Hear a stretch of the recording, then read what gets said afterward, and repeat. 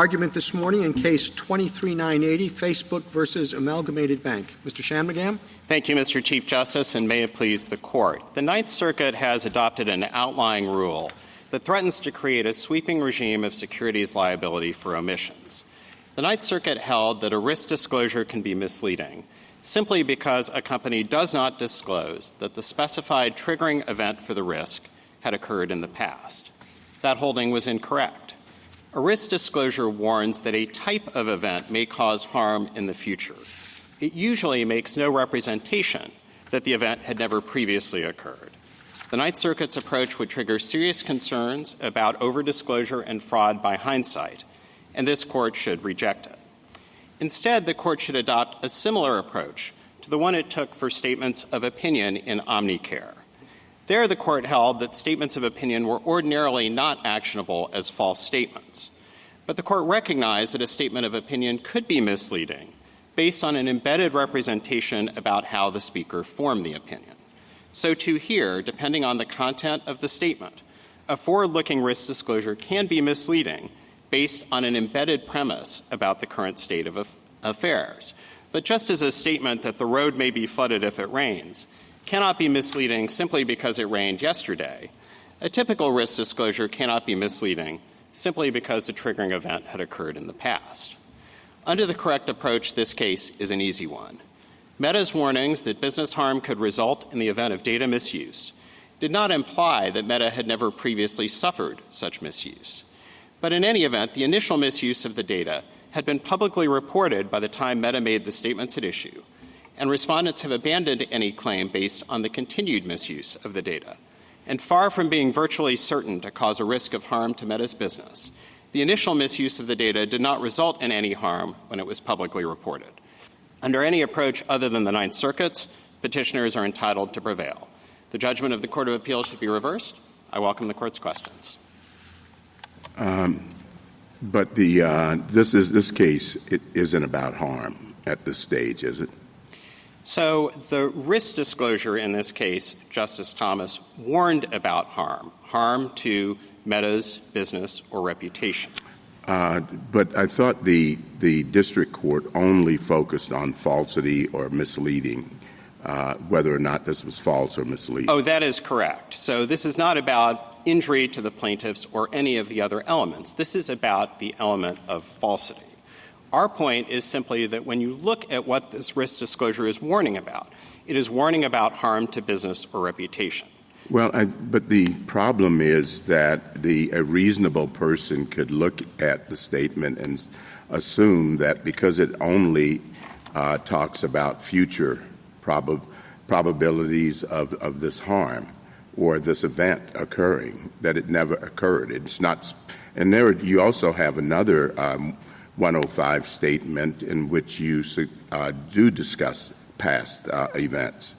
So why wouldn't one be able to read this and assume that it never happened? Sure. So a couple of points in response to that, Justice Thomas. The first is that we don't think that a reasonable person would draw that inference from a statement of this variety, where a statement says if something occurs, harm may follow from that. I don't think it's a necessary premise of that statement that the event has never occurred. And yet that is the implication of respondents and the government's position, subject only to the caveat that if the omitted information is immaterial, which is, of course, a separate element, it would not qualify.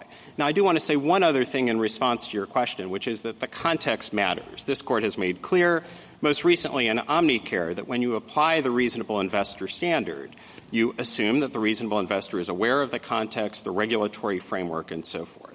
As we explain in our brief, these Item 105 disclosures serve a very specific purpose. They warn about the types of risks that a particular company will face in the future so that investors are on notice of the types of issues that the company might face. Why would you include in your 105 a past statement? So I think Item 105 disclosures can include references to past events, and of course where those references are incorrect, you can have a claim for the statement being false or misleading. But to the extent that my friends on the other side, and particularly the government, points to the fact that there are certain examples given of breaches that have taken place in the past. We don't think that any negative inference can be drawn from that about the particular type of episode that occurred here. We think that those disclosures connote breadth. They convey that there are many types of ways in which parties can access data improperly. And again, the whole point of this disclosure is to put investors on notice that this may happen in the future. And I would add one other contextual point, if I could make it very quickly, which is that it's important to keep in mind that at the very beginning of the 10K, at Joint Appendix 410, Meta warns that statements that include words like may are intended to identify forward-looking statements. So if I could give you a hypothetical, and it's a modified version of one of the hypotheticals that is in the briefs. If I say to you a fire occurs at our production plant, our ability to meet our production and sales targets could be impaired, all right? And in fact, there had been a significant fire at the production plant, completely destroying it. How does that come out on your view? So I think if there were no longer a production plant by virtue of the fire, that you would be contravening an implied premise of the statement, which is that the So that's what I understood your brief to say, so I'm not Yes. surprised by that. So what if instead there was a fire and it destroyed 50% of the production capacity of the plant?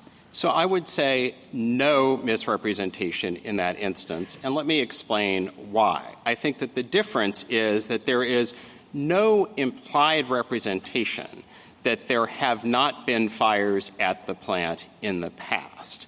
I think the only implied representation is that there is a plant. Now, you can change the language. I think that's not really the way we communicate. I mean, if you think of the typical investor and you say, in the first version of the hypothetical, yes, the typical investor would think it's kind of misleading for you to make this statement that's framed entirely in a hypothetical if, in fact, there's no more plant and no more production capacity. So, too, the reasonable investor is going to say, well, if there's been such substantial damage to a plant, the production capacity is operating at 50% or 30% or 10%, you know.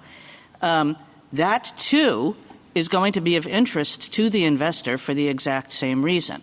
And I guess what that suggests to me is that this inquiry is more contextual than your position allows for. Well, I think, as I indicated at the outset, that our position is the one that is sensitive to context. The wording of the statement really matters because, after all, as the Court indicated in the opinion in Omnicare, when you're engaged in this analysis, you are looking closely, if necessary, at both the language of the statement and the context. And I recognize that your hypothetical gets very close to the actual edge case because you could posit an example where the factory has been so greatly damaged that it is as if the factory doesn't Well, it was exist. meant to be a hard hypothetical. Well, I grant you that. But I think you could come up with a lot of those where there's not an embedded statement of the kind that you're saying is necessary. It's like, you know, we said there's a plant and there's not a plant. It's not a black and white thing in that. But it is clearly misleading. And when we think about these questions, we're not looking only to lies, right, or to, you know, complete false statements. We're also looking to misleading statements or misleading omissions, as the case may be. And this seems, you know, the hypothetical is meant to suggest that there are a range of ways in which these forward-looking statements can be misleading as to things that have occurred in the past. And I actually completely agree with that. And I think that our approach takes account of that context. It does require scrutiny of the statement. I would submit that the other side's approach does not. And let me at least describe what I understand the other side's approach to be, and Mr. Russell and Mr. Barber can explain if I'm incorrect about this. I understand their position to be that whenever you have an if-then statement of this variety, which is a pretty paradigmatic form of statement in a risk disclosure, that the if carries with it an implied representation that the specified triggering event has not previously occurred, subject only to the caveat that it has to be material. Now, let me explain why I think that can't be right with a tangible example. If you take a look at Meta's 10K and the risk disclosures in that 10K, which are voluminous, on page 441, the risk disclosure states that unfavorable media coverage could negatively affect our business. And that is the equivalent of an if-then statement. If we suffer unfavorable media coverage, that could negatively affect our business. I don't think anyone would infer from that Meta has never previously suffered unfavorable media coverage. And if you read the entirety of the risk disclosures, it's sort of replete with examples like But, Mr. Shanmugam, I guess what concerns me a little bit is I don't know if your position is appreciating the fact that past occurrences, past triggering events, can still lead to future harm. And that what is misleading is the suggestion, when you make your statement completely futuristic, that no such future harm is going to occur. So let me give you an example that I hope will clarify this. So suppose a realtor is speaking to a potential buyer about a house, and I think there were some house examples in your briefing. And he says, if crime goes up in this area, homeowners insurance could become more expensive. The triggering event would be crime, and the harm would be more expensive homeowners insurance. Both of those things in the futuristic statement are happening in the future. Wouldn't it be misleading to make this statement if a string of burglaries had actually happened that month? The homeowner has no way of knowing that. The realtor knows that. And at the time the statement is made, the homeowner's insurance has actually already shot up 2 times higher than before. What I'm suggesting is it's misleading because the homeowner is making a determination of the risk of buying this property and paying a certain amount of homeowner's insurance. And when you say your statement totally futuristically as though the burglaries never happened, they're miscalculating. They're being misled into making that calculation. Justice Jackson, I would make 3 points in response to that. The first is that I don't think that statement would be misleading because I think you have to parse carefully the language of the statement. And I think if somebody says, if crime goes up, some consequence could occur, I think the natural implication of that is if crime goes up from where it is now. But that having been said, I want to acknowledge, I think But, I mean, isn't the whole point of these risk disclosure statements, as I think you admitted, is that the person who is hearing them is trying to determine whether there's going to be a future harm to their business investment, right? I mean, isn't that what they're doing? I would slightly disagree with that. I think the point of these risk disclosures, as the SEC itself has made clear, is to warn prospectively about the types of risks that a company would face. And a perverse consequence of the other side's approach here is that a company could effectively But why? penalize. But can I just ask you why? Why are you warning about the types of risks? Isn't it because the investor is trying to determine that if any of those risks happen, it's going to be a problem for the investment? Yes, but a company is not ordinarily making any warranty about the probability of the risk occurring. And the way in which these statements are framed really bears that out. Now, I do want to acknowledge something that I think is underlying your hypothetical and was also underlying Justice Kagan's hypothetical. In many of these cases, the omitted information is something that an investor might like to know. I think we would acknowledge that in these hypotheticals, the omitted information may be material. But the problem with the other side's approach is that it really conflates materiality with falsity. And while both of those elements start from a reasonable investor, they measure very different things. Materiality focuses on the omitted information, whether it is something that in this Court's words would be important to an investor's decision about whether or not to invest. I think the falsity or misleadingness inquiry focuses on the statement itself. What does the statement connote? What other disclosure requirements are out there about past events that are relevant to assessing this? Well, there are many, many, and I do think that this Court can write an opinion that sort of draws a square around Item 105 disclosures, because while those are intended to be forward-looking, to warn about types of risks, you have Item 101, which requires a description of the business. You have Item 106, which is a very specific and recent item included in Regulation SK to warn about cybersecurity events. And you also have Item 303, which this Court is well familiar with from the McQuarrie case last spring, which is the management discussion and analysis section, which requires broad disclosures about known trends and uncertainties. And I would further So add— on the 50% hypothetical, if the 50% of the plant capacity has been destroyed in the past, is there a disclosure requirement that could encompass that's separate from the one before us? I think it could be relevant to, for instance, the description of the business, if the company talks about its facilities there.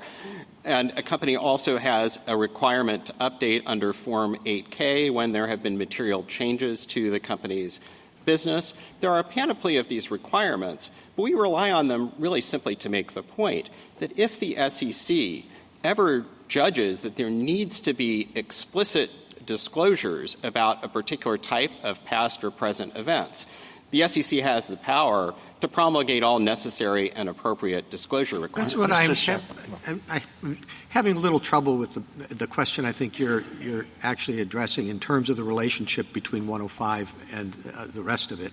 But I mean, is your position basically that don't worry about half-truths under 105 because the basic problem is already going to be disclosed under other provisions?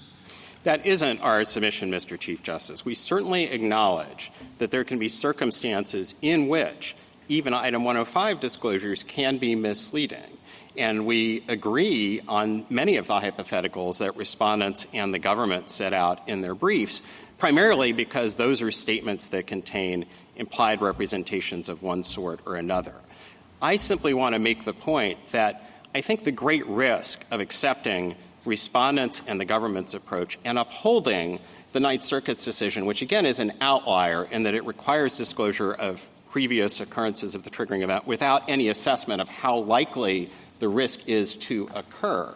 I think the great danger is that it would really convert these disclosures, which again identify types of risks that companies face, into disclosures of laundry lists of past occurrences, which companies would presumably have to keep updated. You keep accusing the Ninth Circuit of an absolute rule, but I'm hearing your absolute rule.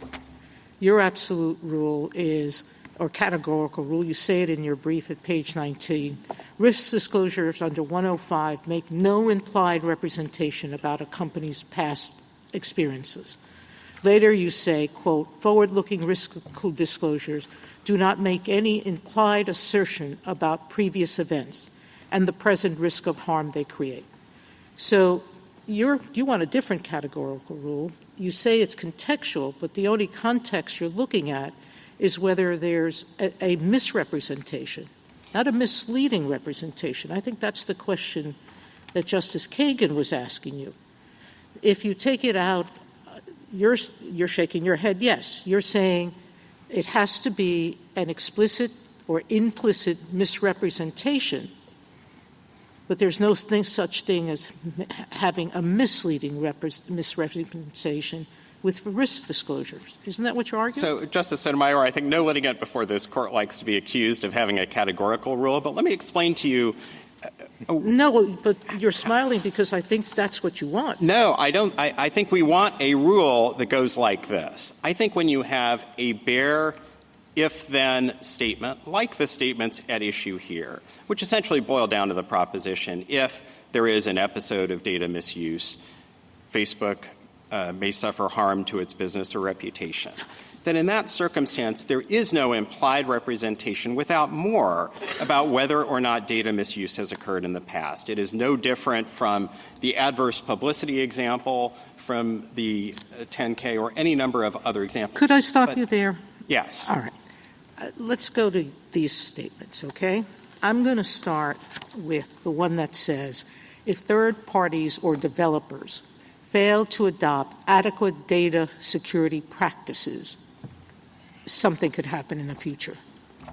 But that misleading statement is omitting the critical information that Meta had failed to implement adequate practices to prevent third parties from misusing its data. It had already happened. The third party had disclosed it failed to disclose how many millions of user information? It's alleged to be around 30 million, which was And in the failed- Guardian article. And failed to destroy those records as it represented it had. So why isn't that a misleading statement? So several points in response to that, Justice Sotomayor. And I think it's telling that when you look at respondents in the government's brief, they don't even really try to identify the statements that are at issue here. They just want to talk about why the omitted information matters. Let's leave that aside. I'm happy to join issue on the statements here. The statement you're referring to, which is at the bottom of page 10 of our opening brief, is identified as Statement 24 in the complaint. I don't want to look at the statements. I've read the statement, the way it was stated. Let's go back to my point. Why isn't it misleading that there were no mechanisms by the third party, as you state, if they have inadequate mechanisms, X is going to happen? We know there isn't any because Facebook didn't put any in. So I actually don't think that that is the claim that plaintiffs have been pursuing. I think that their claim is that the app developer here did not develop sufficient Why isn't safeguards. that misleading?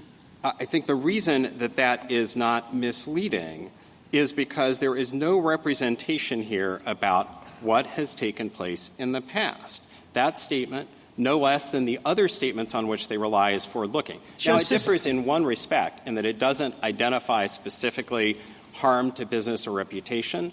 But the fundamental problem with plaintiffs' theory as to this statement is that the episode of data misuse that they're complaining about was in the public domain at the time. So their claim has to be something more than materiality. That's a different issue. That's not what we granted cert on. Well, they can't possibly pursue a claim in a case where the alleged omitted information was in the public domain, whether you locate that in the materiality element or somewhere else. And that's precisely why their claim has to be that our statement had to contain something more than simply a disclosure about the data misuse that was already in the public domain. And my question to the other side is, what is the something more that they think this statement should have contained that was not already in the public domain at the time? Mr. Chamigan, I just want to see if I've got it, okay, where you're coming from at least, okay? Highly reticulated regulatory system. Item 105 is about risk factors, and it's necessarily forward-looking. Companies typically do if-then statements. That's generally okay, you would say, like opinions. Got it, Omnicare. Unless there's some sort of affirmative representation about a fact in the world that's wrong. Is that the gist of your view? It is, and to pick up on Justice and Sotomayor's... Let me just continue before you pivot back to Justice Sotomayor, which I want you to do too. But to take Justice Kagan's hypothetical, which we're all concerned about, right, the 50%, would that be, in your view, possibly required by other provisions like Item 101, which requires information material to an understanding of the general development of the business? Yes, it could be already required, and if it isn't, the SEC could. And Item 303, which requires a disclosure of known trends or uncertainties that have had or that are reasonably likely to have a material impact? Yes, it could be required by Item 303 as well. And 106 as well, which is specific to cybersecurity problems. Yes, but doesn't, I think by everyone's admission, sweep as broadly as to cover what took But we don't have any of those provisions before us. This is a 105. It is, and I do think that the Court could write an opinion that makes clear that the context here is a limiting factor on the rule, which is to say that precisely because Item 105 disclosures are forward-looking, a reasonable investor familiar with that regulatory framework would understand that as Meta warned here, these statements make no representations about the past. And I do think, and the reason I wanted to pivot away was just to add the important caveat that you can change this statement pretty easily to render it misleading. If the statement had said, Meta has never experienced an episode of data misuse involving its users, but if it did, it would do harm to Meta's business or reputation. Of course, in that context, the statement would be false or misleading if there had been an episode in the past. And I do want to say that the Court took this case to resolve a circuit conflict here, and there are basically sort of three options. Our view is that a statement of this variety, as Justice Gorsuch just set out, is ordinarily forward-looking. The condition does not ordinarily contain an implied representation about what took place in the past. The Ninth Circuit went all the way in the other direction, and the Ninth Circuit said if a triggering event has taken place in the past, the statement can be false or misleading regardless of whether or not the risk has materialized. The circuits in the middle say that if the risk is certain or virtually certain to occur, a statement can be false or misleading in that circumstance. On these facts, we would not be liable even under that test, which was essentially the pre-existing test in the Ninth Circuit before the Court relaxed it. Thank you, counsel. Justice Thomas? You said that the risk factors are necessarily forward-looking. Is that a regulatory or statutory requirement? So I think that the regulation makes quite clear that what you are warning about is factors that could render the company's an investment in the company speculative or risky. That is in the language of Item 105 itself. Now, that having been said, there can be circumstances in which a company could include in an Item 105 disclosure something about the past or present state of affairs. And the government points to the fact that there was a time when an earlier version of Item 105 required at least some disclosures of that variety. That's all well and good. As I indicated in response to Justices Gorsuch and Sotomayor, a company could choose to do that and run the risk of being held liable. My point is simply that if a company does not do that in the statement at issue, it cannot be liable for securities fraud based on some categorical implied representation that the specified event had never occurred in the past. Justice Alito? Well, isn't it the case that an evaluation of risks is always forward-looking? Isn't it inherently forward-looking? When you want to know about what risk you face, you want to know what your risk is in the future, right? It is, and that is essentially what underlies our argument here. I would submit that where I think the Ninth Circuit sort of went off the rails a little bit is that it seemed to conflate the risk of the ultimate harm with the risk of the conditional triggering event occurring. Well, I think the intuition is that a statement that simply blandly says that there's a possibility of a risk can, in context, be extremely misleading if there is a high probability of the risk materializing. I think that is the intuition.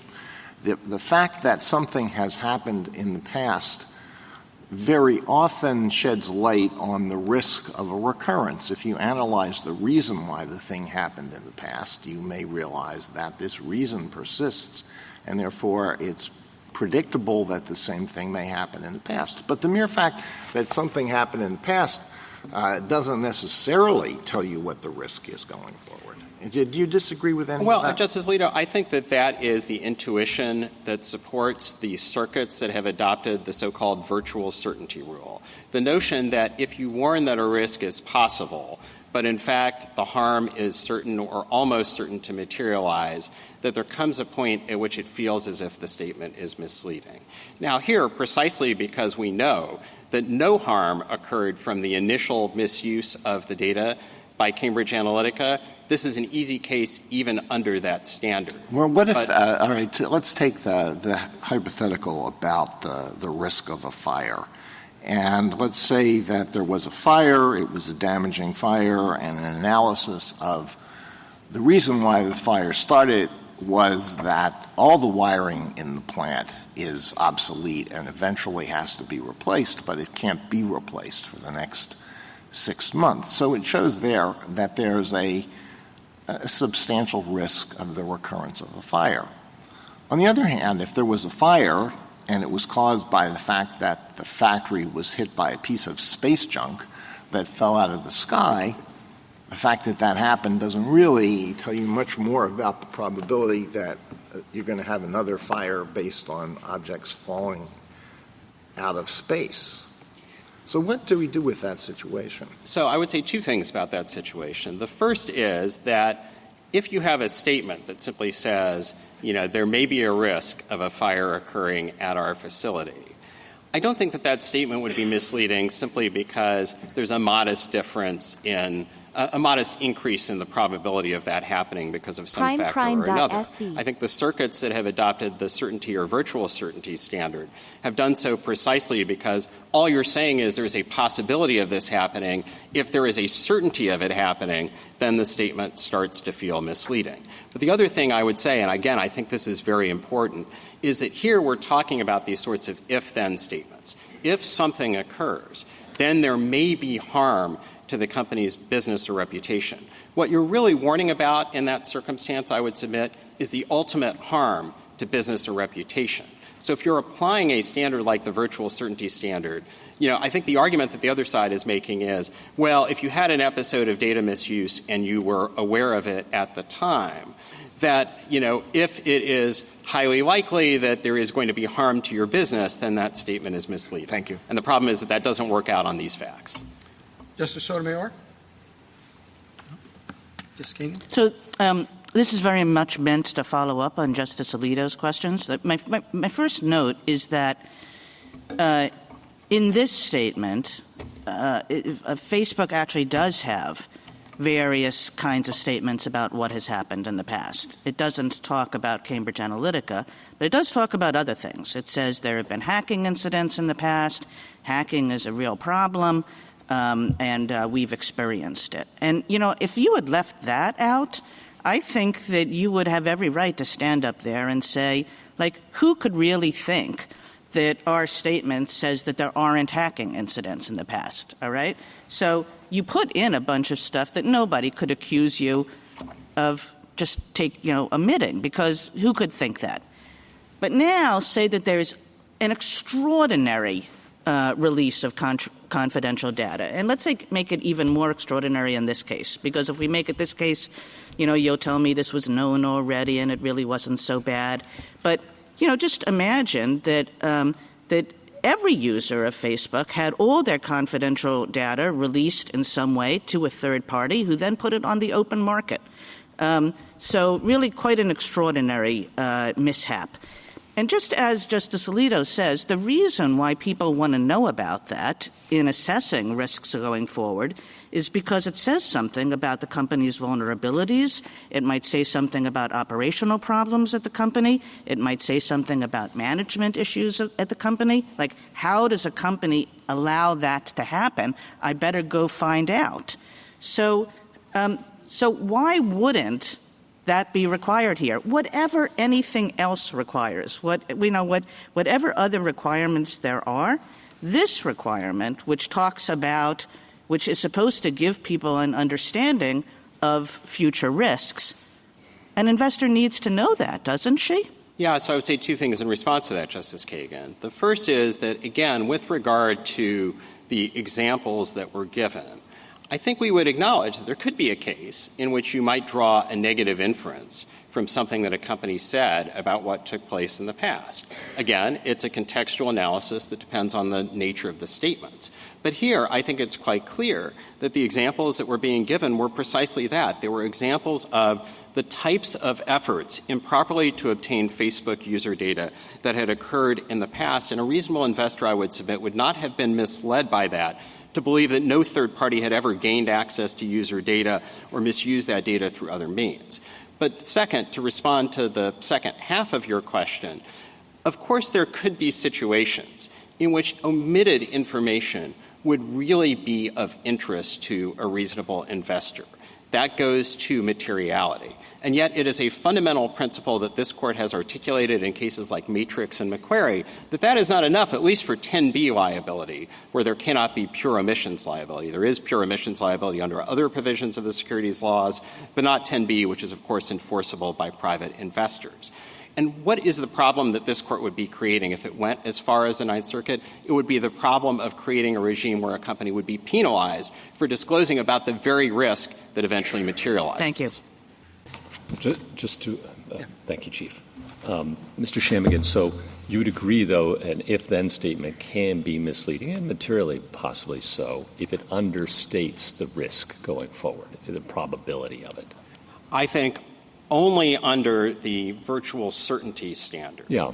but not under the standard that? we are advancing. I got that. I think under that do we standard, need to decide the difference between what you're advocating and the virtual certainty, what you're calling the virtual certainty standard? Is that necessary to decision here? I think that this Court could write an opinion that says simply that the Ninth Circuit's rule, as we understand it and as the Ninth Circuit set out at pages 24A and 25A of the petition appendix, cannot be correct, that it cannot be sufficient to render a statement misleading simply that the specified triggering event has previously occurred in the past without an assessment of the risk of harm. The other side comes back and says, well, it's implicit that if it's immaterial that it would fall outside that rule. But our submission is that's not what the Ninth Circuit was really doing here. The Ninth Circuit was just saying if you have a previous occurrence, the falsity requirement is satisfied. The Court could leave for another day the delta between our proposed test and the virtual certainty test, because I think the virtual certainty test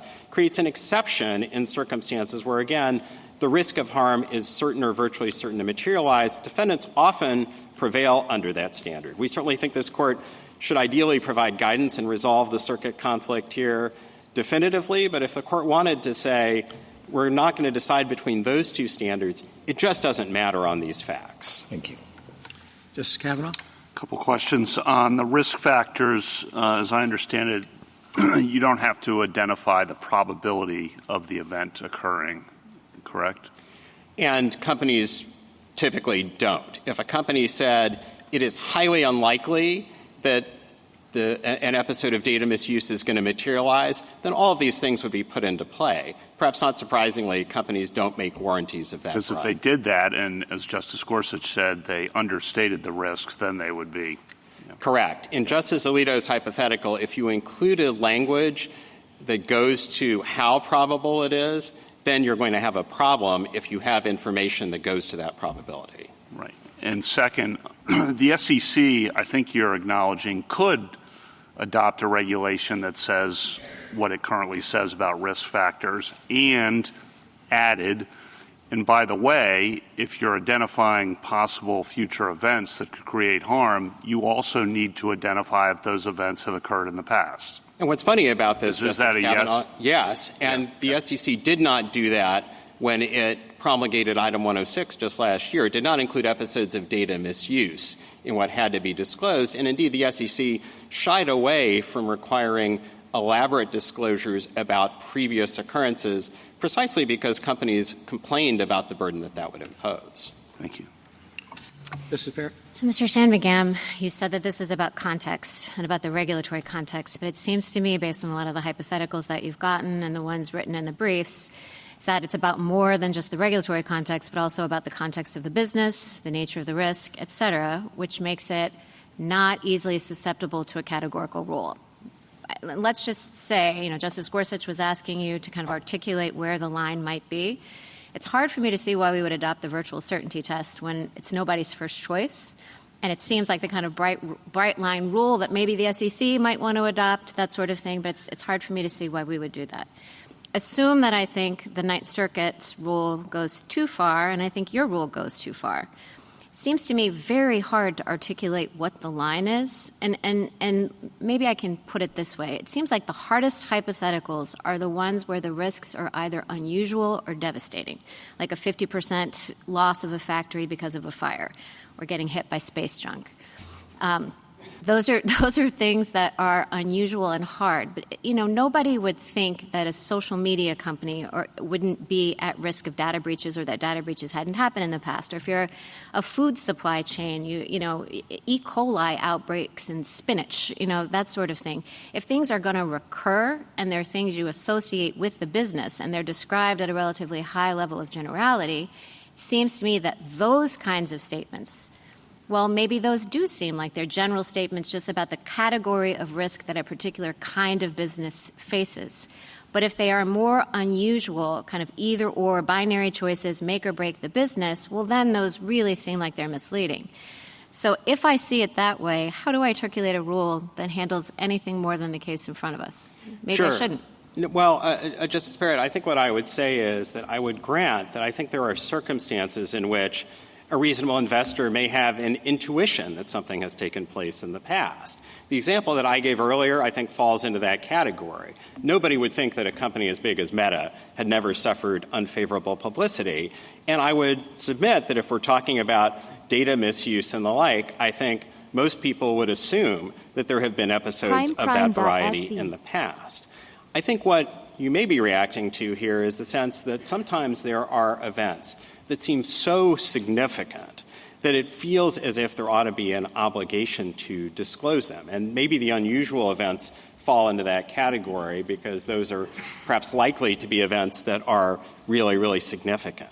Our point is simply that that goes to materiality first and foremost. And again, I think part of the problem with the other side's approach is that it really conflates these elements that are meant to be different. The language of Rule 10b-5 itself makes clear that an omission has to be both material on its own terms and necessary in order to avoid rendering the statement I mean, I not think some of misleading. the hypotheticals that you're getting show that not everybody shares that intuition, that materiality is the only thing at stake, that it can also be misleading.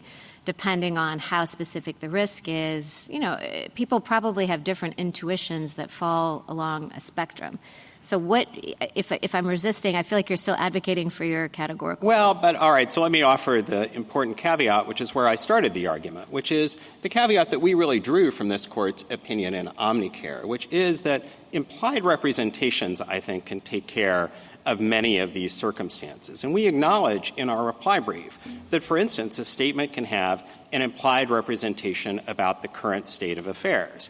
Take the final exam example. If I fail one of my finals this semester, I may have to retake a class. I think there's an implied representation. You're talking about your finals this semester, and if you failed one of them, that statement is then false or misleading. It is because there is an implied representation that we think is absent from a statement of this variety. And I think the Court can write an opinion that is mindful of the language of this statement, but recognizing that the reason that there's a circuit conflict is that companies use this form of formulation quite frequently. And so in some sense, the Court is deciding it for a category of types of statements, but if the wording changes, the analysis is going to be different. Justice Jackson? So I have two questions that are kind of similar. I think that what is bugging me about your view is that you seem to suggest that the only implied misrepresentation or implied representation that matters is a statement that falsely suggests that something didn't happen in the past when it actually did. You've said that many times. But I'm wondering whether there isn't also a statement about what needs to happen in the future from the investor's perspective. So that when you say, if this kind of data breach happens, it could damage Facebook's business. The investor thinks, okay, so if I invest in this business now, I'm going to have to start looking out for signs of this kind of data breach happening in the future. I'm going to be focused on that aspect of the research as I try to figure out this investment. You're sort of throwing him off the scent of the fact that what he really needs to do is figure out what harms are going to arise from the data breach that has already occurred. This is similar to Justice Kagan's point about how an investor uses the information. They're looking for vulnerabilities in the company, et cetera. And so I'm just nervous about the suggestion that the only representation that's being made in a futuristic statement is one that relates to the past as opposed to a possible statement about the future in the way that I've described. So I'd make 2 points about that, Justice Jackson. The first is that I think it's important to look at Item 105. And one of the things that Item 105 requires is that the risk that you're disclosing be a material risk. In other words, it's got to be something that is reasonably likely to arise. And so I actually think if you had, for instance, the example of our factory being hit by a meteor, that's something that you would probably not No, have but to it's already disclose. occurred. In all the hypotheticals that I'm talking about, it's 100%, let's say, that there's going to be harm from this because it's happened.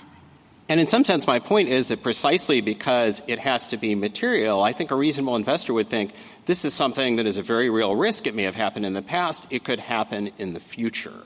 And I think that is No, I guess my question is, why aren't you making a statement with your purely futuristic formulation that leads the reasonable investor to believe that no harm of this nature is going to happen right now. Right now. Well, I have to wait. So in my real estate example, the person is, when the real estate agent says, if crime goes up, home insurance rates might go up. The investor says, okay, I'm going to start looking at crime reports because, if this were to happen in the future, then fine, this risk will materialize. What he doesn't know is that crime has already gone up. Crime has already gone up, and that really tomorrow the insurance rates are going to go up. And what I'm suggesting is that you've misled him into thinking that he has to wait for a future triggering event, as opposed to he has to do what he needs to mitigate the harm that will already happen as a result of the past triggering event. Yes, and I think we would draw a line between a circumstance in which the harm has currently materialized. In other words, the harm is ongoing and therefore will exist in the future, and a circumstance in which there is simply a present risk of harm, whether from a past event or a future event. I think if there is merely a risk, there would be no liability because that risk is precisely what you're warning of, and you're not making any warranty about whether the triggering event has occurred in the past. And the last thing I would say is that I really do think it's a question for my friends on the other side, what they think the statements here should have said, because it seems clear that they think it should have said something more than that there was the initial episode of misuse which was already in the public domain. And I think that the answer to that question will point up just how expansive and broad the implied representation, really the warranty is that they think every statement includes. Thank you, counsel. Mr. Russell?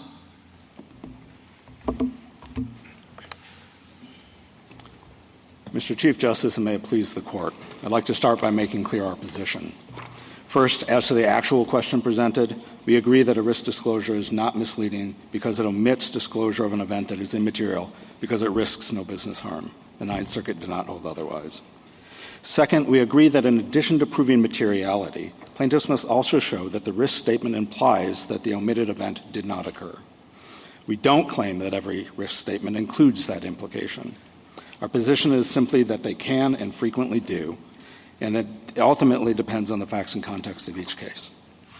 Third, for that reason, the Court should reject Facebook's categorical rule that Item 105 statements are always agnostic about whether the risk has transpired in the past. Facebook admits that if a student tells his parents that there's a risk he may fail an exam when he's already done so, that is misleading because it implies it's possible that he won't, when that isn't true. The same is true of many risk factor statements, including the ones at issue in this case, stating that they're describing an improper disclosure of user data as a hypothetical risk implied that it was possible it wouldn't occur, and that wasn't possible because it already had. This does not mean that issuers must disclose every material occurrence of a risk. They simply must say enough to remove the false impression that the omitted event has not yet materialized, something they generally can do, as Facebook did here with respect to hacking, by simply acknowledging that the risk has materialized in the past. Finally, the Ninth Circuit did not adopt any contrary categorical rule. The Court did not discuss whether these particular statements were agnostic about the past because Facebook never argued that they were. It elected instead to argue only that the warrant of risks had not transpired because it viewed the warrant of risks as speaking only to hacking events and business harm. Because Facebook does not challenge the Ninth Circuit's fact-bound rejection of those claims in this Court should provide any necessary guidance for future cases in the course of affirming the judgment. I welcome the Court's questions. Mr. Russell, what else should Facebook have provided in the 105 statement to comply with 10b? So I think they could have said what they said and then said something like, such improper disclosure or misuse of user data has occurred in the past, including recently on a substantial scale. I think that would have removed any misimpression that an event like what happened in Cambridge Analytica hadn't occurred. And the reason that it is reasonable for somebody to think that this statement implies that it hadn't occurred is because an investor, a reasonable investor, hearing a company describe factors that are relevant, factors that make the investment risky, would expect that if something like this had happened, 30 million users' private data released, eventually causing a $100 billion reduction in the market capitalization of the company, the company who is intent on telling the whole truth about the factors that make the investment risky would not speak about such things in hypothetical terms. I'm sorry, Chief. Oh, yeah. Your basic submission is that a probabilistic statement about something carries the inference that something has not occurred. No, our position is that it can. Okay, well, it can. Yes. But, I mean, with respect to certainly some, but maybe most, a probabilistic statement will do the exact opposite. For example, if you're leaving my house and I say you might slip on the steps, you wouldn't say, well, that's never happened before. That's right. Your inference would be that has happened, and that's why I'm giving you the warning. And it seems to me if you're saying it can go one way in some cases, it can go another way in the other cases, it's a real expansion of the disclosure obligation. In other words, it's not something that is narrow because whether it's happened or not, you have to disclose it. No. Well, exactly. How are we supposed to parse whether it's slipping on my steps or what you say is the actionable in this case? I think you simply have to do what the court says you have to do in omission cases in Omnicare, which is you always have to ask, how would a reasonable person understand the implications of this sentence? And if it is a case where somebody would understand that the warrant of risk is something that happens all the time, or you'd only be talking about it if it happened in the past. If it's an event like adverse publicity that everybody knows has happened in the past, nobody's going to understand the statement to be implying that it hadn't happened. So, Mr. Russell, I'm sorry, Chief. I was just going to follow up. So basically, if you have this and it's the suit is brought, you say, well, the inference either has happened in the past or it hasn't happened in the past, and we're going to go to trial to decide that. It seems to me that's kind of a blank check. No, you treat it the way you do every omissions case. You can enter summary judgment or enter a motion to dismiss if no reasonable juror could find that this statement implied that the event hadn't happened in the past. In this case, there are at least 4 reasons why it would be reasonable for a jury to decide that this particular set of statements did. The first is the structure, which it is the received wisdom of many courts in many contexts over many years, can and often does imply that speaking of something in a hypothetical term implies that it hasn't happened. But the context of this case reinforces that here, because here we are not talking about something like adverse publicity, which people would know happens all the time. Well, Mr. Russell, on that, so I just want to make sure there seems to be a point of agreement, not only on the question actually presented, but that forward-looking risk factor statements don't generally imply anything. There has to be some implied representation about a past fact for you to get in the door. Is that right? Is that common ground? I don't know that I would agree on the generally. I think we do agree that it's context and dependent, and sometimes it does. But it sometimes depends upon an implied representation that there is no problem in the past. Yes. Okay, we agree on that. Everybody seems to, you guys agree on that at least. What about the statement we have here? I want some help with that because I wonder whether we're in the world of a meteorite or Justice Alito's falling debris, or whether we're in the Chief Justice's world of slip and fall on my front porch. The defendant represented that our industry is prone to cyber attacks. It says that the hacking has become more prevalent in our industry. And it says we cannot assure you that the measures we have will provide absolute security. Why isn't this, given those kinds of warnings, where's the implied representation that Meta has never had a significant data breach? Because Meta itself insisted vehemently below and in public when this was finally disclosed in 2018 that this was not a hacking event. This was not a cybersecurity event. And the risk disclosures discuss separately the risk of misappropriation of user data by developers. And in that context, it doesn't say any of the things that you just read. Yeah, well, that's the next paragraph. And it does say that we provide limited information. However, if they fail to adopt or adhere to adequate data security practices or in the event of a breach of their networks, you're going to have a problem. So, again, where's the implied representation that this hasn't happened in the past? And isn't this exactly the sort of thing that a reasonable investor does know can happen to large companies I respectfully disagree. I mean, the federal government, I think China probably has all of our FBI files. Data breaches are part of our lives these days. But this wasn't a data breach, and this is really important. That was a principal argument that Facebook made below, that these statements only warned about data breaches, and the Ninth Circuit rejected that reading. And the reason for that is because, unlike hacking event, unlike what China does, here Facebook allowed a third-party developer, it just gave them the data. And that doesn't happen, Justice Barrett, all the time. It actually, before the disclosures in this case, reasonable investors would have thought that it never happened, particularly on this scale. And for Facebook had faced allegations of this in December of 2015, and it didn't respond by saying, yeah, that happened and we took care of it. It said, we have to conduct an investigation, and if we do, we will take swift action. And by the time they issued this report in 2016, they hadn't said boo about this. And so in that context, I think it is very reasonable for investors to understand that by treating it as simply something that may happen in the future, they are confirming that what their silence had already conveyed, which is that we didn't substantiate the allegations in the 2015 article. So you're saying that it is unusual, because you're saying it wasn't a data breach, it was Facebook, Meta, just handing over the data. You're saying it falls more in the category of a factory half burning to the ground, something that we wouldn't necessarily expect because you would have trusted Meta not to hand it over. Is that what you're saying? That's right. And that's why users were so angry and when they found out about over the data this. Without any real controls. Isn't that right? Isn't that the allegation? Right. This episode showed not only that they had given this away in this one instance, but that they didn't have the capability to keep their promises to users, that users can control who has access to their private data. Mr. Russell, can I just ask you one other question?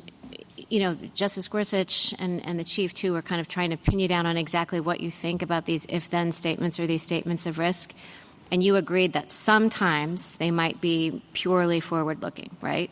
Yes. And you said, but they can contain implied representations. And I think Mr. Shanmugam's position is that ordinarily they don't, and is yours that they ordinarily do? I think that may be a fair representation. That is the received wisdom from all these courts and all these cases and all these contexts. But at the end of the day, I'm not sure that it's helpful or necessary to say whether they ordinarily do or they ordinarily don't. At the end of the day, each case has to be considered on its facts. Well, doesn't that raise what for me is a separation of powers or due process concern? The SEC knows how to write regulations that require disclosure of past events. As we've discussed, they have those kinds of regulations. And what happens here is this regulation does not explicitly require that. And then the question is, okay, why not let the SEC do that if they want to? And then we have this regulation, and you say, sometimes it does, sometimes it doesn't, in response to Justice Barrett and the Chief. And you said it can sometimes contain an implied representation. If you're the regulated party, you don't have fair notice, one could say, of what you're required to do. It's guesswork about when you're required to disclose. And you're going to, therefore, another problem that they raise, and I just want you to respond to all this, that you're going to just over-disclose that, and that's going to defeat the whole purpose of it. So I guess the starting point is, why not let the SEC do this if they want to? Isn't there a notice problem when you do it this way? And doesn't that, in turn, lead to over-disclosures, which undermines the whole kind of theory here? So I think the premise of the question and a major premise of the other side's argument is that item 105 is directed at disclosing only things that might happen in the future. And that's just wrong. Right? The text of the regulation says... But I'm sorry to interrupt. I just want to get this one point out and you keep going. A lot of SEC regulations do specifically require disclosure of things in the past, correct? Correct. And they also this doesn't explicitly do that. Keep going, though. Sorry to interrupt. A lot of regulations require things to be disclosed about the past and the future. Most of them do both. And so I don't think you can draw any inference about what this regulation is intended to do just from that fact. But you can look at the regulatory language, which requires disclosure of factors that make the investment risky.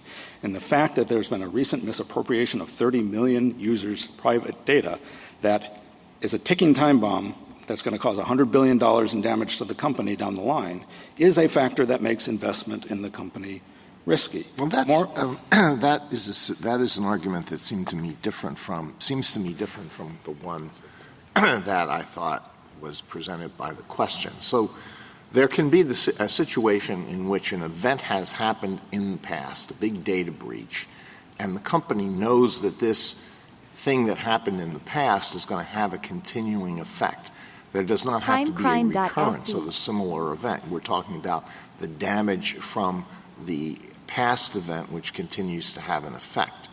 That's different from the situation in which something happened in the past. It's a discrete event. It's over. But there's concern that there's a real risk that it's going to happen in the future.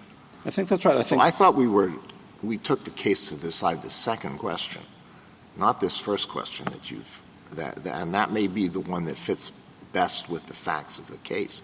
But I see those two things as quite different. Well, but I was trying to make the more generic point that simply that Item 105 is not limited to requiring disclosures about things that may happen in the future.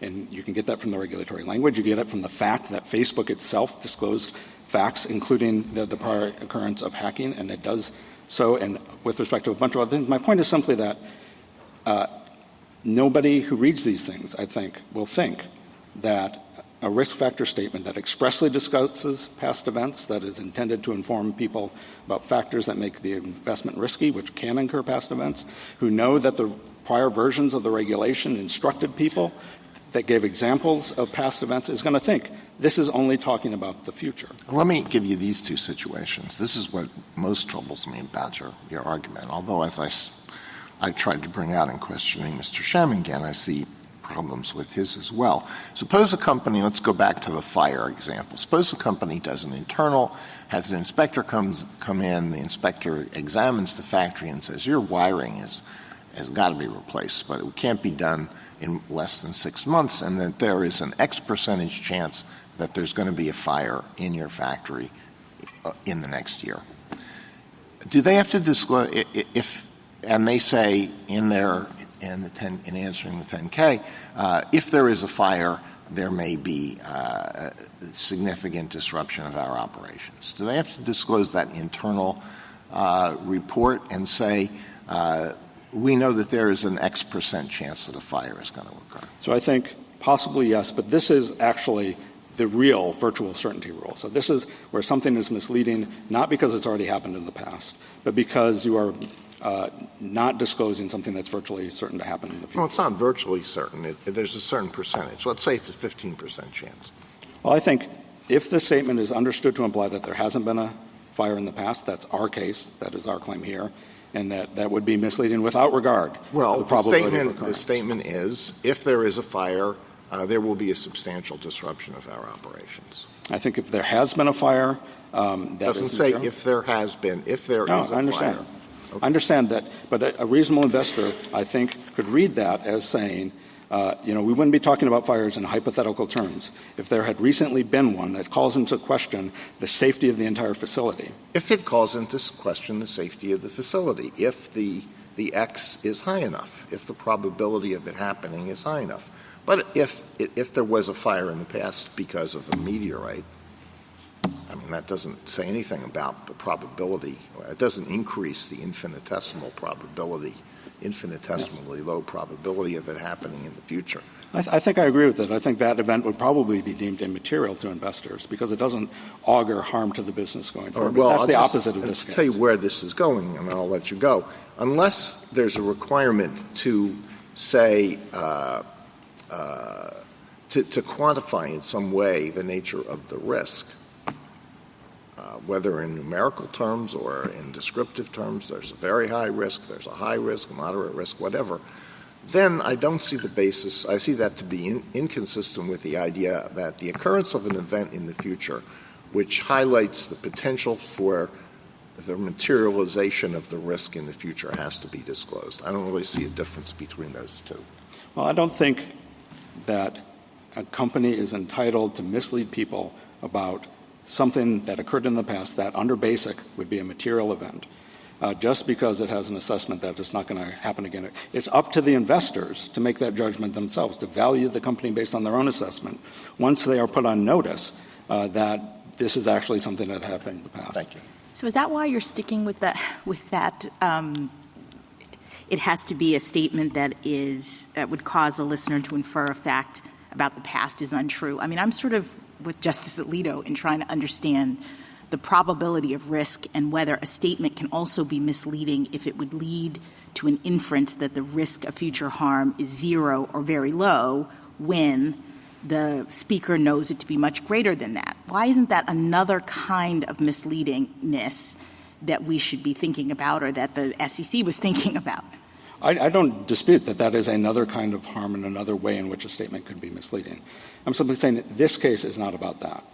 Our theory of liability is that this monumentally important event happened in the past, and Facebook misled people into thinking that it hadn't. Okay.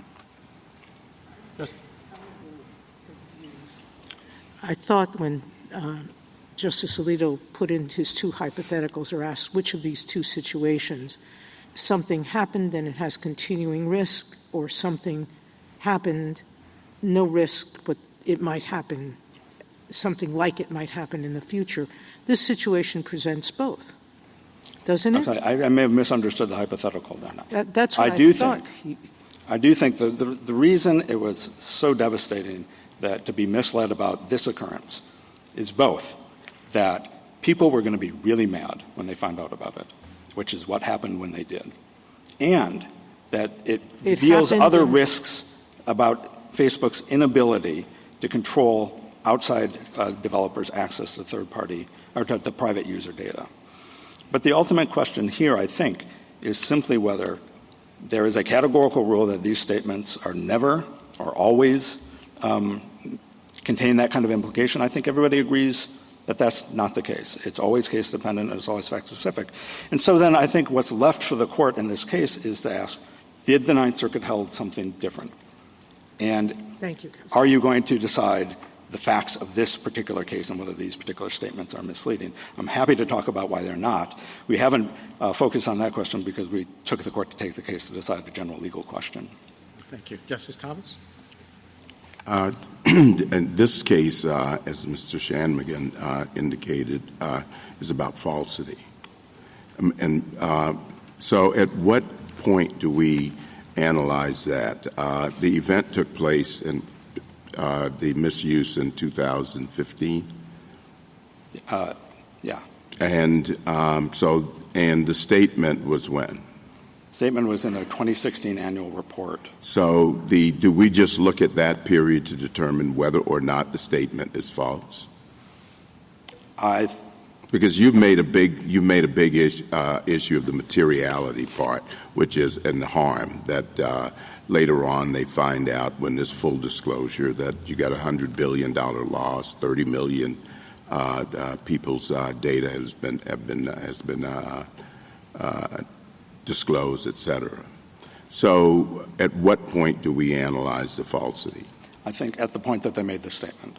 And so we acknowledge that if the event had happened so long ago that it wasn't material, that there would be no liability. But we're not talking about materiality at this point, right? I think it would be false if they were to imply. There's an interrelationship between these two. Somebody reading a statement that is intended to put you on notice of risks to the business, what make the investment risky, is not going to read the statement as implying anything about immaterial events. Right, and so if the event. So how do you know in 2016 whether or not it was going to have the later effect of $100 billion in market cap drop loss? So I think two things about that. One is I do think what actually happened is probative at the least of what was foreseeable at the time. And I think Facebook acknowledged in its warning statements that misuse of this kind could seriously damage the business. And it's only intuitive that it would, because user data is the lifeblood of the company. And if somebody gives away your user data that you think is private, people are going to be really angry about that, as they were. I understand all of that, but when we're analyzing this for falsity, none of that comes into play. Only to the extent, I think, that you would not understand a statement to imply the non-occurrence of an immaterial event. Right? And so once you understand that this is a material event, I agree that how material it is doesn't go to falsity. The question is, did this happen or not? Yeah. And finally, what role does the fact that this is at the motion to dismiss stage play in our analysis? So the question here, I think, is not what's the best reading of these particular statements. It is whether we have plausibly alleged that a reasonable jury can conclude that these statements falsely implied that the omitted event had not occurred. That's the question that Facebook is going to have plenty of opportunity later in the case to argue to at summary judgment or to a jury that these statements, a reasonable person understood these statements to make, to imply. But in Omnicare, this court correctly acknowledged that what statements imply is a question that is principally of fact for the fact finder, and it necessarily makes these kind of cases a little bit messy. It doesn't provide the clarity that some issuers might like. Justice Alito? Justice Sotomayor?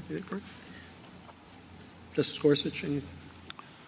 I just want to clarify in response to Justice Sotomayor and Justice Alito exactly what you think the question is before us. I thought the question was, in a situation where you disclose the risk of an event occurring in the future that could cause harm, is it false not to disclose that the event — is that statement false because you don't disclose that that same event had happened in the past, even though the harm from that event in the past is over?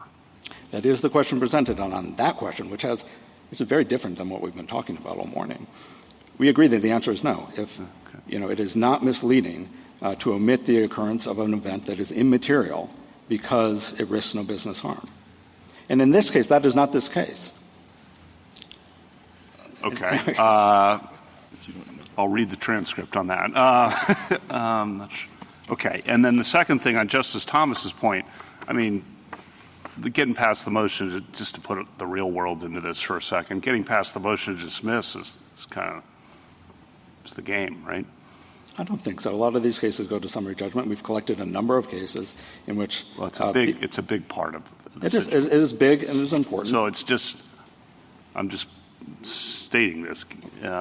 It's not just, it can all be resolved at summary judgment. There's a huge issue at stake just getting past the motion to dismiss in a lot of these cases. I think everyone — No, I acknowledge that, but I think at the end of the day, the question here is whether these statements are capable of implying that an event like this hasn't occurred in the past. And if the answer is they are, then I don't think any amount of policy argument in the world will justify saying that they aren't. And if this court adopts a categorical rule that's saying statements of this kind are agnostic as a categorical rule about what happened in the past, then I think you are effectively saying that some statements that actually are misleading are not. They're not actionable. And that, we respectfully suggest, is the office of a safe harbor, which Congress authorized the SEC, not the courts, to develop. Okay. Thank you for your answers. Appreciate it. Justice Barrett? Justice Jackson? Just to quickly clarify with your response to Justice Kavanaugh. So it's your view that this past event did present a risk of future business harm. Is that right? That is right. And so that's why you think their question presented doesn't accurately capture what was going on, because they sort of suggest that it doesn't. Right. And the only reason that Facebook has ever given why the misappropriation of 30 million users' private data didn't risk business harm, didn't risk people being really mad when it finally came out, is their claim that the public learned the truth in 2015 and didn't care. Thank you. Thank you, counsel. Mr. Barber? Mr. Chief Justice, and may it please the Court.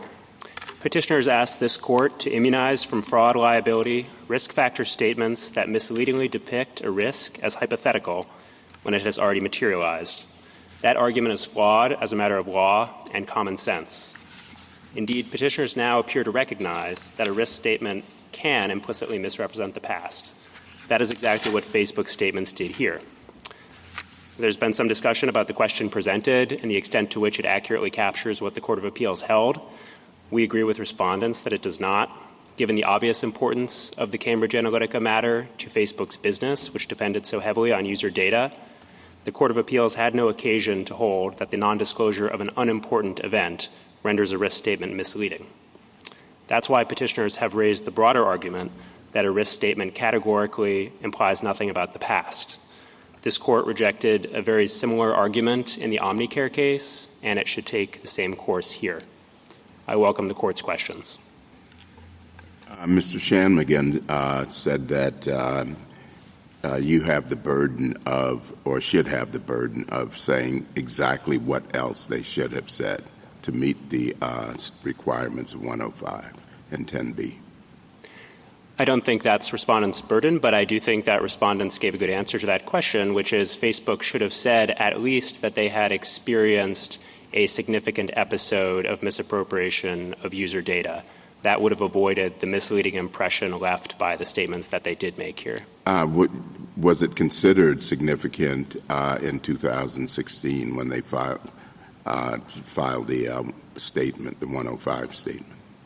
Yes, I think it certainly was considered significant based on the actions that Facebook took, emailing Cambridge Analytica quite quickly after determining that its policies had been violated, directing them to delete the data. I think Facebook was, at least on the allegations of this complaint, highly aware of the great risk to its business that was posed by this episode.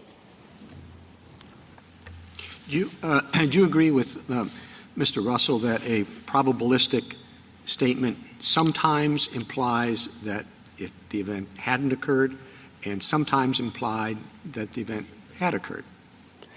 I do, and I think to the Chief Justice's question earlier, I agree with respondents that these kinds of matters are not susceptible to bright-line rules. That goes for falsity, that goes for materiality, and it would be foreign to the common law of fraud and this Court's securities law jurisprudence to impose the kind of bright-line, I don't want to call it categorical, but bright-line rule that petitioners seem to be advancing. It depends on the particular statement, the particular kind of risk under discussion. Well, in such a complicated scenario of that sort, sometimes it's yes, sometimes it's no, it depends on the particular context. That does seem something that it would be nice for something that your client, the Securities and Exchange Commission, might want to exercise its expertise with respect to it. Instead, I think was suggested earlier that this is a good case where we, the court, can provide a lot of guidance on how you should apply these things. Are you concerned about that we may not do as good a job as the SEC?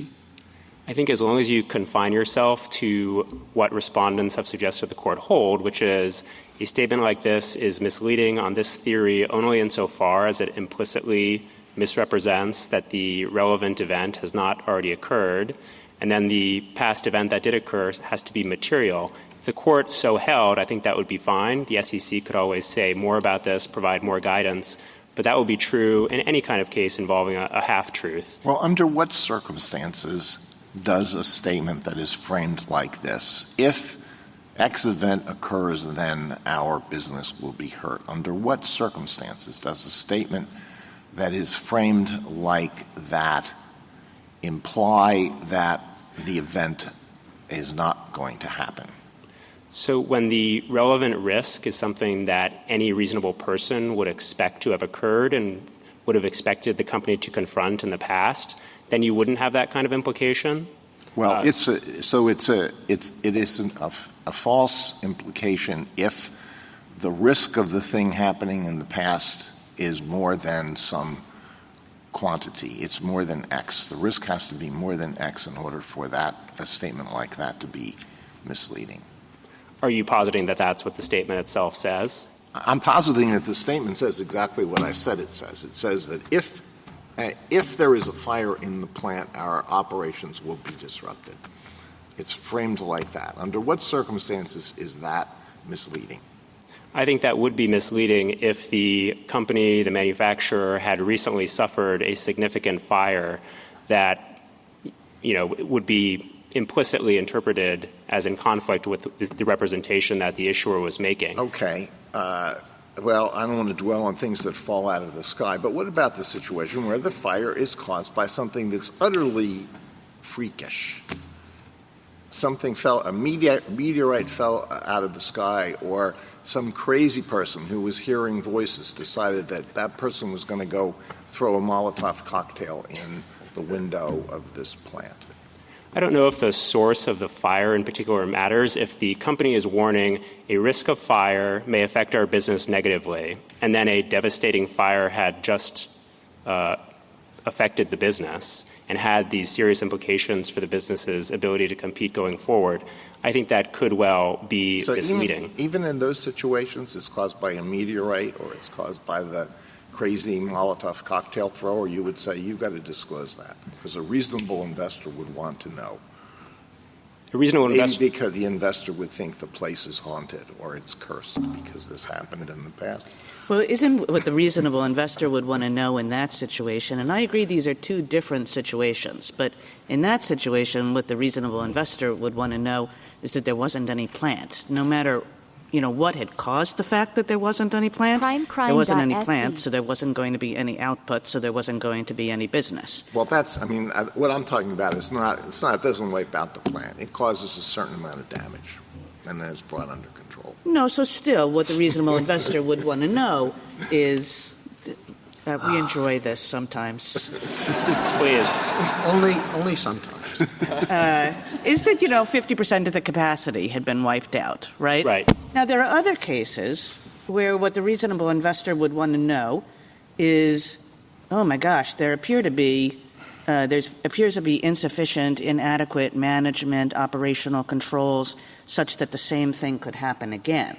So those are two different hypotheticals, but I imagine your view would be on either event. If a reasonable investor might want to know that, and the hypothetical statement might suggest the contrary of what is true. Right. My only point is that if you have a statement like, our business is at risk of fire, and if that happens, our business would be negatively affected in all these ways, that can reasonably leave the implicit representation that the business had not just suffered a significant fire. Well, Mr. Barber, on that, yes. It does seem to me we're talking about two totally different things, risks in the future and damages from the past. And if we're talking about damages from the past, how is that a risk factor that's clearly covered by 105 as opposed to something that should be disclosed perhaps in 101 or 303, first of all? And second of all, if you want to cram in risks from past events into 105, why would we do that given the adoption of 106, which addresses these kinds of very problems and doesn't require that? So a few things on that, Justice Gorsuch. We agree with respondents that Item 105 is not limited in its text to the disclosure of future events and future risks. Facebook's own practices, as you can see in the 10K at issue here, are consistent with that. The entire 10K is reproduced in Volume 2 of the Joint Appendix, and literally every section of it, or I think almost every section, includes discussion of some past event, some present condition. So Item 105 is not limited to those kinds of future-looking disclosures. Item 106 did emphasize for issuers, and this was promulgated well after the events in this case and after the 10K was filed here. It emphasized that issuers do sometimes have to disclose past cybersecurity incidents. That doesn't mean that there's never any obligation to discuss past events under Item 105 when necessary to avoid a misleading impression in the statements that are made here. What do you say to the 101 and 303? I think the kind of disclosure that needed to happen here was much more at home in the risk factors section than in those sections. So 303 is about the management discussion and analysis. Known trends and uncertainties that have had a material unfavorable impact. That would seem to me a heartland case for some destruction of your some portion of your facility, whether due to fire or meteorites or both. And 101, information material to an understanding of the general development of the business. Yes, I'm not saying that the information would be inappropriate in those sections. I just think it's very telling that if you look, for example, at Facebook's first 10K after the news really came out in March 2018, they discussed the Cambridge Analytica episode in multiple locations of that 10K. It was all in the risk factors section. I think it was predominantly in the risk factors section. So this is where investors do look for this kind of information. So I think that's an important fact. Another great example is in the actual 10K that was filed. If you look at page 464 of the joint appendix, they specifically disclosed having discovered a bug in one of their algorithms in late 2015, which is exactly the time when they discovered the Cambridge Analytica matter. Thank you, counsel. Justice Thomas? Justice Sotomayor? Listening to Justice Gorsuch go through 101 and 103, and they seem even less precise than what Justice Kavanaugh was seeking for the SG to do. It seems like both are asking for the SEC to anticipate every potential risk for any type of company and then spell out what they have to say. You can't do that. So point out to what in 105, what in the language of 105 suggests that it covers this. Sure. So item 105 speaks to material factors that render an investment in the offering or the registrant risky or speculative. So I think it's perfectly natural to say that not only the potential future occurrence of incidents like Cambridge Analytica would be such a material factor, but also this wasn't a cyber attack, as respondents said. Correct. This was misuse by a user who was given permission.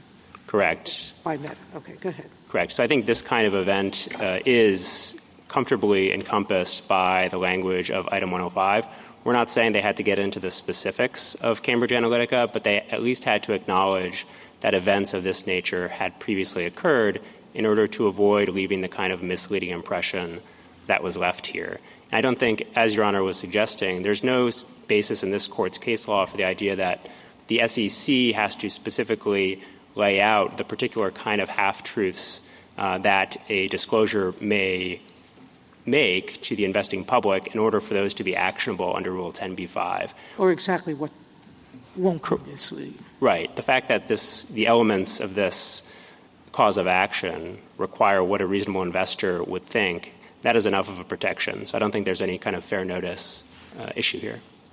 In terms of this question, you say it fits, and I agree with you, under 105, because they knew they had a 30 million user misuse. They knew that it had not been erased by the company, and when they saw Cambridge's assurances that they had destroyed the data, they were told nothing. So they knew there was a risk to their reputation at that point. Yes. The way we know that this belonged under item 105 is that the very risk statement that was rendered misleading by the omission of this information was made in the risk factors section of the 10K. Thank you. Justice Kagan? I thought that Justice Alito, one of the questions he was interested in, and if not, I'll just say I'm interested in it, is how do we know when it is that you have to put in these past events? And you and Mr. Russell have said, you don't have to put in anything that's not material. Correct. But as to things that are material, you don't seem to be imposing any higher bar. In other words, that seems to be your only dividing line. Is it material or is it not? And I guess maybe this goes back to Justice Barrett's question, too. Is there some higher standard that we might use in this area to prevent a mass of cases that are perhaps less viable, less meritorious than this one might be thought? Yes, but I think that bar is what we've been discussing, which is the need to show not just that the omitted fact is material, but that the omission rendered the affirmative statement that's made misleading because the statement implicitly misrepresents that the event never occurred. I think that's a requirement with real teeth, because if you have a statement, say, that is phrased in very general terms, like our business may struggle with users trusting us in the year ahead, that may harm our business because we depend on ad revenue, that kind of general statement is much less likely to lead a reasonable investor to think anything in particular about the past occurrence of misappropriation of user data. The problem with the statements here is that they were reasonably specific, and they were talking about a specific category of risk, which invites the reasonable investor to think no significant episode of that kind of risk has already materialized. So I think it's a real limit on our position, and I think the court could well make that clear, that you have to look at the generality of the statement. If the statement does acknowledge that events of this kind have occurred, even if you don't get into the specifics of the relevant event, it's going to avoid the kind of misleading impression that could otherwise be left. So it's not just materiality. Thank you. Ms. Gorsuch? Sorry to prolong this, but to what extent does that incentivize companies to just be more general in their disclosures? I mean, you said if they raise it up a level of generality, it's less likely to be misleading. So they're going to have more useless disclosures potentially out of this. Is the SEC concerned about that? I mean, our ad revenue might be harmed if our reputation's at risk from anything we do. I don't think that that's a major concern for us, just because this has been the law, for example, in the Ninth Circuit since at least 2008. The Burson case, we haven't seen this kind of danger arise. That's Facebook's home circuit. And they provided a lot of very helpful, detailed risk factor statements in the relevant 10K at issue here. But now they may not. Well, that is the kind of issue that I think the SEC is well equipped to deal with. If that were to result from affirming the Court of Appeals judgment, then the SEC could look at that. It's tinkered with Item 105 before to change the standard for what needs to be disclosed, and it could well do so again. Yes. Justice Kavanaugh? You said there's no fair notice issue here. I guess I'm not really seeing that because all the hypotheticals have illustrated a lot of uncertainty about when a company would be required to disclose and why not. But that blends back into the question I raised earlier and the Chief raised, which is why can't the SEC just write a reg? It's very simple, I think, to add to 105 something like when the company discloses the risk of a future event that could cause harm, also disclose any past occurrences of that event. I think why could the SEC do that? The SEC could always be clearer in this regard, and maybe it could someday, but I don't think the SEC feels that it hasn't already written the regs. Why does the judiciary have to walk the plank on this and answer that question when the SEC could do it with all the uncertainty and all the hypotheticals that have arisen, which in turn, at least as I see it, just speaking for myself, raises a lot of questions for companies about what they have to disclose and what they don't. And they're, of course, going forward, looking backward, they're going to be stuck with liability. Going forward, they're just going to disclose everything, which defeats the whole, at least as I understand, the whole purpose. So attack any one of those premises or that you want. So, Justice Kavanaugh, a few things on that. I think one of the signs of a weak policy argument is that you could make it in either direction equally. You could equally argue that issuers will be disincentivized, kind of what Justice Gorsuch was getting at. They'd be disincentivized to make risk disclosures because of fear of liability. The likeliest scenario here is that risk disclosures would remain about the same length. Issuers would just be a little bit more careful about disclosing past materializations of the risk. I think the SEC did write the regulations that it needed to write here, writing Item 105, writing Rule 10b-5, writing Rule 12b-20, saying that not only do you have to disclose the things that are directly required to be disclosed by Regulation SK, but you also have to disclose whatever else is necessary to avoid those statements being misleading. That is enough. This is a bread and butter half-truth case. In half-truth cases, this court and other courts don't constantly ask, has the SEC or has the regulator directly said that this kind of falsity is required or is prohibited? And to that point I guess the problem there, last question, sorry, but there's not one reasonable person. Reasonable people are going to have different views about whether the lack of disclosure of the past event occurring makes the current statement misleading. I mean, you're going to get wildly different answers, as you've heard from the questions from the nine of us. So that's the concern. I appreciate that. I think I would go back to the Omnicare case again and just say in that case, the court said whenever you have a provision that prohibits half-truths, not just outright lies, you're going to have some uncertainty, and it's not going to be completely cut and dried. That was a case involving a provision that's strict liability, Section 11 of the Securities Act. Here we have a provision that requires scienter. The PSLRA requires strong pleading, strong inference of scienter, so that's another protection against limitless liability of the kind petitioners fear. Okay. Thank you very much. Thank you. Justice Barrett? Mr. Barber, I think I heard you tell Justice Gorsuch that your position has been the settled law. Did I hear you correctly? Yes, in the Ninth Circuit it has for many years. Outside of the Ninth Circuit? I mean, what I'm getting at is I'm wondering how your position differs from the virtual certainty test that several other circuits apply. Is it different?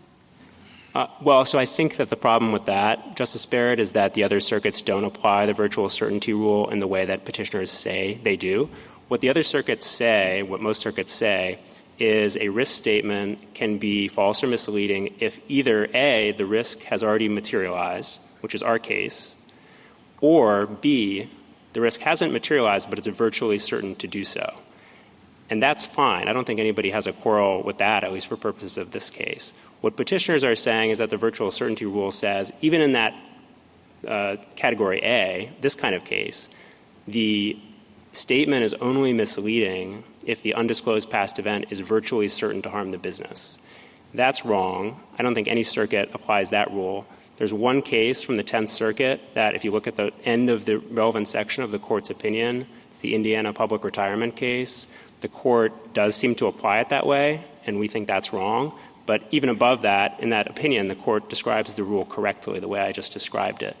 The problem with the virtual certainty rule, as petitioners imagine it, is that it would distort the materiality standard, because it's never been thought that the omission of a particular fact is only actionable if it's virtually certain to harm the business. The standard under this court's cases is, would a reasonable person view the information as significantly altering the total mix of information bearing on the investment decision? Does the government's position differ from the virtual certainty rule as it already exists? I mean, as it exists, you're saying that Mr. Shanmugam has mischaracterized what the virtual certainty rule requires. But as the law actually exists, as you described it, does the SEC's position differ from that? Would we be shifting the law if we go your way? Do those circuits now have it wrong? I don't think we have a firm position on that for purposes of this case, because, again, we're not in that second category of cases where we're just dealing with a potential future event and the likelihood of it.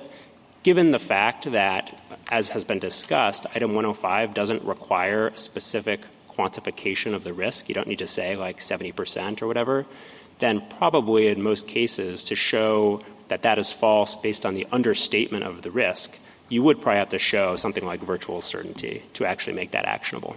Okay, thank you. Justice Jackson? So I think what's a little tough for your position is that I don't know that this is a bread and butter half-truth case, as you've said, because I would think that a bread and butter half-truth case exists against the backdrop of a duty to disclose the information. And what petitioner says is there is no standalone obligation to talk about past events. And it's not rendered misleading if we have this purely futuristic statement. So it seems to me to be different than the standard half-truth. And the way I'm thinking that it might still trigger liability is that it becomes potentially misleading in a continuing harm scenario, the kind that Justice Alito keeps pointing to, that you didn't have to say originally that this past thing happened.